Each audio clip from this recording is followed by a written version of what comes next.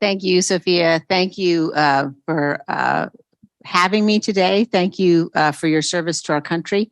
And thank you to the McCain Institute. It's really a special pleasure and honor and privilege to be here to honor the legacy of Senator McCain and what he did for so many years for the issue of democracy. And it's a special privilege and honor to be here to talk about our obligation as citizens in a republic and our obligations as citizens in a democratic system.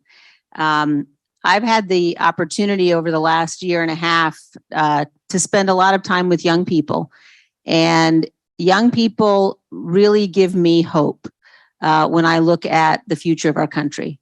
And I see this beginning with the young members of the staff in the Capitol on January 6th. And watching how in so many instances where the member who they may have been working for was unwilling to, for example, speak clearly about what had happened, was unwilling to stand up to what had happened.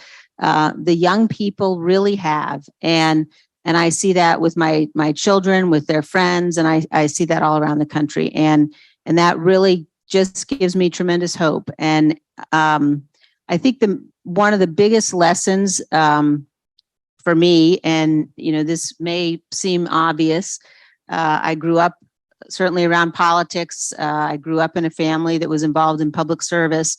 But the lesson of January 6th and of what we've seen since then is one of the most important lessons, undoubtedly, is that in this nation, our institutions don't defend themselves. And it takes individuals. If you look at what we've seen, there have been far too many examples of cowardice. There have been far too many examples of sort of craven political ambition in the last year and a half, but there have also been stunning examples of bravery and courage. And the people of Arizona are blessed to have so many of those examples here. People like Rusty Bowers, who testified in front of our committee. And I will tell you, sitting there on the dais and listening to Rusty talk about his faith and talk about his duty to the Constitution and his oath and what it meant to him was incredibly moving for me and for my colleagues. And so Arizona and our nation owes Rusty a tremendous debt of gratitude. Also individuals like Stephen Risher, who I believe is here with us today, and Bill Gates, both of whom have been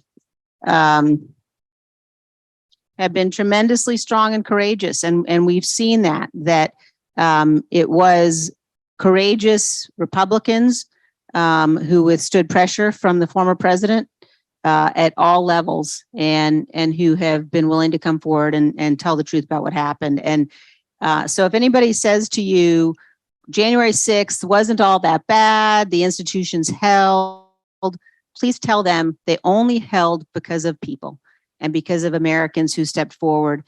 And they held because of political elected officials. They also held because of the Capitol police officers, the Metropolitan police officers, the men and women who fought what was really a medieval battle, hand-to-hand combat that day for hours and hours. And just remember, and I know we're going to have the chance to do questions here, but think to yourself what it means that for 187 minutes, while there was a massive battle and assault underway at the Capitol, and police officers were being gravely injured, were killed. While this battle was going on, thousands of people armed who'd been provoked by President Trump to attack the Capitol. While this was happening, Donald Trump was watching it on television and he refused to take action. He was the one person who could have stopped it. who ultimately did when he told people to go home, but he wouldn't tell them to leave for 187 minutes. And no matter what else you think about what happened that day, no matter what else you think about our politics in this nation, no nation can afford to have a leader who's so derelict in his duty. And I think that's one of the things that we all need to remember from that day.